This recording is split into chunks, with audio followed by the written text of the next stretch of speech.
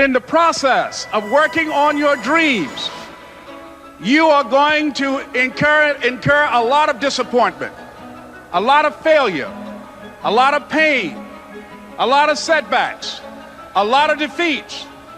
But in the process of doing that, you will discover some things about yourself that you don't know right now. What you will realize is that you have greatness within you. What you'll realize is that you're more powerful than you can ever begin to imagine. What you will realize is that you're greater than your circumstances, that you don't have to go through life being a victim. As Jack indicated, I was born in Miami, Florida, in an area called Liberty City, in an abandoned building on a hard linoleum floor with my twin brother. We were 6 weeks of age. We were adopted. When I was in 5th grade, I was identified as EMR, labeled educable, mentally retarded, put back from the 5th grade into the 4th grade, and stayed in that category until I got out of high school. I don't have any college training, but I met a high school teacher who one day changed my life. I was waiting on another student, and when he came in, he said to me, "Young man, go to the board and write what I'm about to tell you." And I said, I can't do that, sir. He said, "Why not?" I said, "I'm not one of your students." He said, "It doesn't matter, follow my directions now." I said, "I can't do that, sir." He said, "Why not?" I said, "Because I'm educable, mentally retarded." And he came from behind his desk and he looked at me. He said, "Don't ever say that again. Someone's opinion of you does not have to become your reality." I'm saying this is a time more than ever that you want to begin to inoculate yourself with positive words, coming to conventions, showing up on meetings, being on the calls, to make yourself unstoppable, to get out of your mind the polluting negative thoughts that's causing most people to go through life being stuck because they're volunteer victims. Somebody said that many people die at age 25 and don't get buried until they're 65 because they got so much garbage in their minds. You are here because you've got a clear vision of what you want and where you're going. Give yourselves a round of applause. Don't worry if they don't get it. Don't try and convince people to do this business. A person convinced against their will is of the same opinion still. You are not like everybody else. You can walk outside and find pigeons, but if you're looking for eagles, it's going to take you a minute. You are different. It's lonely at the top. How many of you know it's lonely at the top? Raise your hands. It's lonely at the top, but you eat better. That's what I'm talking about. You're different. One great entrepreneur said, "I choose not to be a common man. It's my right to be uncommon if I can. I seek opportunity, not security. I do not wish to be a kept citizen, humbled and dulled by having the state look after me. I want to take a calculated risk, to dream and to build, to fail and to succeed. I refuse to live from hand to mouth. I prefer the challenges of life to the guaranteed existence, the thrill of fulfillment to the still calm of utopia. I will never cower before any master, nor bend to any threat. It's my heritage to stand erect, proud and unafraid, to face the world boldly and say, this I have done." You showed up because you're building a business that you can stand and say, "I did this. I did this.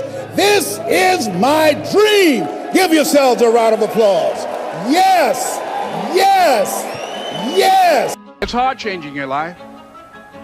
It was hard when just over 3 years ago, in the Penobscot building in Detroit, Michigan, where I was operating my business, and I fell on some hard times, and I was sleeping in my office. It was hard coming into the lobby, and the security said, "Excuse me, Mr. Brown, can we see you for a moment?" And I said, "Yes," and I walked up to the counter, and he gave me an envelope. And he said, "Would you mind reading it here?" And I opened the envelope, and the envelope was from management that said, "This is an office tower. It's not a hotel. Please do not sleep in your office."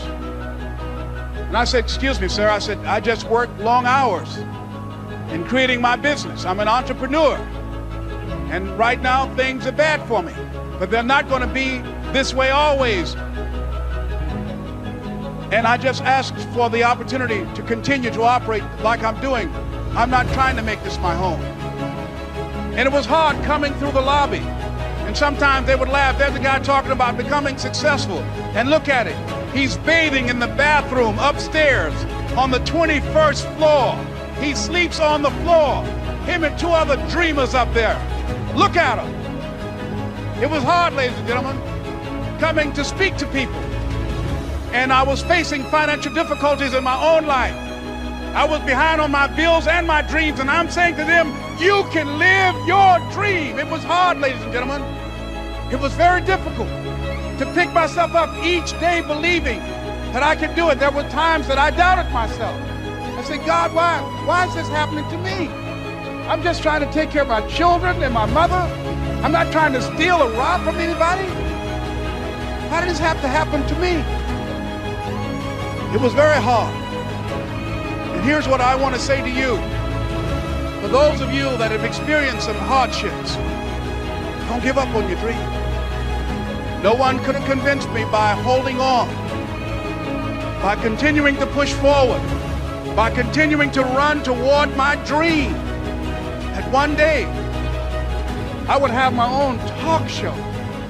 It's a long shot, ladies and gentlemen, from Liberty City, an abandoned building on a floor, never knowing my mother or father. It's a long shot. Being here with you today in this dome in Atlanta, it's a long shot. No college training, labeled educable, mentally retarded, but I kept running toward my dream. Don't stop running toward your dream. Here's what I discovered that happens to you in life, that you will go through things, and while you're going through them, you can't understand why it's happening to you. But after you go through it, you get back and you look at it and you say, oh, now I understand why I needed that lesson. Have it ever happened to you? Raise your hand. Has it ever happened to you that I couldn't understand it then, but after I got through it, then I saw that was preparing me for bigger and better things. That as you go through the challenges of life and you look at it and embrace whatever comes to you, don't run from it. Step toward it. Don't try and duck it like most people do. See, most people want it easy. See, easy come, easy what? Easy go. See, but when you go at what you're going to deal with and you deal with the difficulties of it, when you handle those hard things close at hand, making those hard decisions right now that you don't want to make, learning those things that you don't like to do, but you know that in order for you to get where you want to go, this is one of the hoops that you have to flip through. And I'm saying to you, whatever you got to do, do it, because if you don't, life is going to whoop you until you surrender and say, okay, all right, I cooperate, okay, I learned, okay. It had to wear me out a long time. So if it's hard, then do it hard. You're going to focus to develop your skills. The guy was the new owner of a baseball team that was in the basement of the league when he took it over. He went to the picture and he said, what is your best throw? He said, well, I got a good curveball and I've got a good fastball. And he went on talking about his different throws. He said, but tell me this, what is your best throw?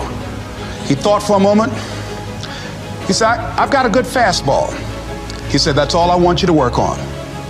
Nothing else. Just develop your fastball. The next year, they went to the World Series. Most people don't know where their fastball is. Most people go through life never discovering what their talents are. Most people never develop their talents.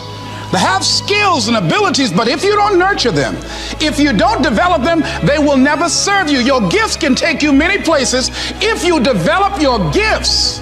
Most of us don't like to do those things that come easy to us. I've always loved to talk to people. I decided, taking this advice, to develop my skills as a speaker. And my gift has developed and it's taken me many places. You have something that you brought to the universe, and that if you decide that my life deserves my developing this, what I do well, and becoming the best at it, and mastering myself, and seeing what I have within me, if you decide to drop your buckets where you are and develop your gifts, I grant you, you'll never ever be without. I grant you that your gifts will take you places that will literally amaze you. I grant you that if you begin to work to develop your gifts, you'll develop a strong sense of happiness. You'll get a larger vision of yourself, because part of beginning to get a larger vision of yourself, all of us need some area of our lives where we can have a feeling of competence. That people know when they think about this area, that's something you do. That you eat and sleep that. And that you do that. You do that. And people know it. And you know it. So you've got to work on it.